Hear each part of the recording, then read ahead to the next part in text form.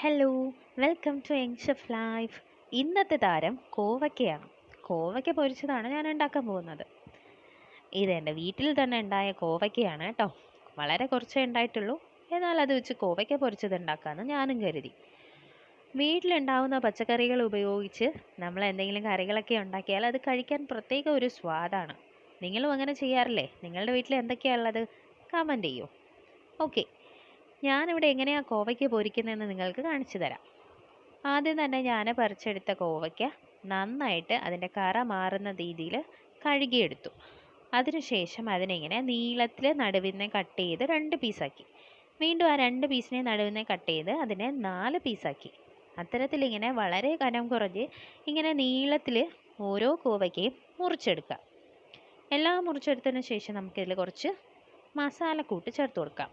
1 spoon മുളക് പൊടി, 1/2 teaspoon മല്ലിപ്പൊടി, 1/4 ടീസ്പൂൺ കുരുമുളക് പൊടി, ആവശ്യത്തിന് ഉപ്പ്, കുറച്ച് മഞ്ഞൾപ്പൊടി, ഒരു ചെറിയ വെളുത്തുള്ളി നടുവിന് നീളത്തിന് കനം കുറഞ്ഞ് അരിഞ്ഞത്. ഇനി ഇതെല്ലാം കൂടി നല്ല രീതിക്കൊന്ന് കൈകൊണ്ട് തന്നെ നമ്മൾ മിക്സ് ചെയ്യണം. ഈ മുളക് പൊടിയും കുരുമുളക് പൊടിയും എല്ലാ മസാലപ്പൊടികളും ഇതിൽ നല്ല രീതിയിൽ ഇങ്ങനെ പിടിക്കുന്ന രീതിയിൽ നമ്മൾ കുഴച്ച് കൊടുക്കാം. ആവശ്യമാണെങ്കിൽ അല്പം വെള്ളം അല്ലെങ്കിൽ വെളിച്ചെണ്ണയോ നമുക്ക് ചേർത്ത് കൊടുക്കാം. അങ്ങനെ ഈ ഒരു പാകമാകുന്നത് വരെ നമുക്കിങ്ങനെ ഇത് കുഴച്ചെടുക്കാം. നന്നായിട്ട് മസാലയൊക്കെ പിടിച്ചു വന്നതിന് ശേഷം നമുക്ക് അടുപ്പത്ത് ഒരു ചട്ടി കൂടി വയ്ക്കാം. എല്ലാം മൺചട്ടിയിലാണ് കേട്ടോ ഞാൻ ഉണ്ടാക്കുന്നത്. ചട്ടി ചൂടായി വരുമ്പോഴത്തേക്കും അതിലേക്ക് നമുക്ക് 1-2 ടേബിൾ സ്പൂൺ വെളിച്ചെണ്ണ ഒഴിച്ചു കൊടുക്കാം. വെളിച്ചെണ്ണ ഒന്ന് ചൂടായി വരുന്ന സമയത്ത് ചട്ടിയുടെ എല്ലാ ഭാഗത്തും ഈ എണ്ണ എത്തുന്ന രീതിയിൽ നമുക്ക് അതിനെ ഒന്ന് ചുറ്റിച്ചു കൊടുക്കാം. ഇല്ലെങ്കിൽ ഇതുപോലെ തവി വെച്ച് ഒന്ന് ഇളക്കി കൊടുക്കാം. അതിനുശേഷം നല്ല ഫ്രഷ് ആയിട്ടുള്ള, ഇത് വീട്ടിലുള്ള കറിവേപ്പിലയാണ് കേട്ടോ. നിങ്ങളുടെ വീട്ടിൽ കറിവേപ്പില ഉണ്ടെങ്കിൽ അത് തന്നെ ഉപയോഗിക്കുക. അതാണ് ഏറ്റവും ടേസ്റ്റ് കൊടുക്കുന്നത്. അതിനിങ്ങനെ ഞാനൊരു 3-4 തണ്ടെടുത്ത് ഇങ്ങനെ തണ്ടോട് കൂടി തന്നെ എണ്ണയിൽ വെച്ചിട്ടുണ്ട്. കറിവേപ്പിലേക്ക് ഒന്ന് പൊട്ടി വരട്ടെ. അപ്പോഴത്തേക്ക് നമുക്ക് മസാല പുരട്ടി വെച്ചിരിക്കുന്ന കോവയ്ക്ക ഇതിലോട്ട് ചേർത്ത് കൊടുക്കാം. എണ്ണയിൽ കുതിർന്ന് കിടക്കുന്ന രീതിയിൽ വേണം നമ്മൾ ഈ കോവയ്ക്ക ഇതിലോട്ട് ചേർത്ത് കൊടുക്കാം.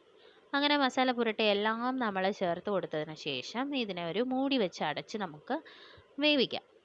കുറച്ച് സമയം കഴിയുമ്പോൾ നമുക്ക് ഇതിനെ മറിച്ചിട്ടും കൊടുക്കാം. ഒരു സൈഡ് ഇപ്പോൾ വെന്തിട്ടുണ്ടാവും. വീണ്ടും മറിച്ച് നമുക്ക് ഇളക്കിയൊക്കെ ഒന്ന് കൊടുക്കാം. അപ്പോൾ സ്വാദിഷ്ടമായ കോവയ്ക്ക പൊരിച്ചത് ഒരു 10-15 മിനിറ്റ് കൊണ്ട് തന്നെ നമുക്ക് വെന്ത് കിട്ടും. ഇപ്പോൾ ഏതാണ്ട് കോവയ്ക്ക നന്നായിട്ട് മൊരിഞ്ഞ് വരുന്നുണ്ട്. എത്ര മൊരിയുന്നുണ്ടോ എത്രത്തോളം നമ്മുടെ കോവയ്ക്ക ഫ്രൈ ടേസ്റ്റ് കൂടും. അപ്പോൾ എൻ്റെ കോവയ്ക്ക ഇവിടെ റെഡി ആയിട്ടുണ്ട്. ഞാനതിങ്ങനെ കോരിയെടുത്തൊരു പ്ലേറ്റിലേക്ക് മാറ്റുകയാണ്. ഈ കറിവേപ്പിലയിൽ ഇങ്ങനെ കുതിർന്ന് കിടക്കുന്ന കോവയ്ക്ക കഴിക്കാൻ അടിപൊളിയാണ്. ചോറിൻ്റെ കൂടെ മീനോ അച്ചാറോ ഒന്നും ഇല്ലെങ്കിലും നമുക്ക് ഈ കോവയ്ക്ക പൊരിച്ചാൽ മാത്രം മതി. അപ്പോൾ രുചികരമായ വീട്ടിലെ തോട്ടത്തിലുണ്ടായ കോവയ്ക്ക കൊണ്ടുണ്ടാക്കിയ കോവയ്ക്ക പൊരിച്ചത് ഇവിടെ റെഡി ആയിട്ടുണ്ട്. അപ്പോൾ എല്ലാവരും മറക്കാതെ ട്രൈ ചെയ്ത് നോക്കില്ലേ. വീഡിയോ ഇഷ്ടമായെങ്കിൽ എൻ്റെ ചാനൽ നിങ്ങളൊന്ന് സപ്പോർട്ട് ചെയ്യുക, ലൈക്ക് ചെയ്യുക, ഷെയർ ചെയ്യുക ആൻഡ് സബ്സ്ക്രൈബ് ചെയ്യുക. Thank you.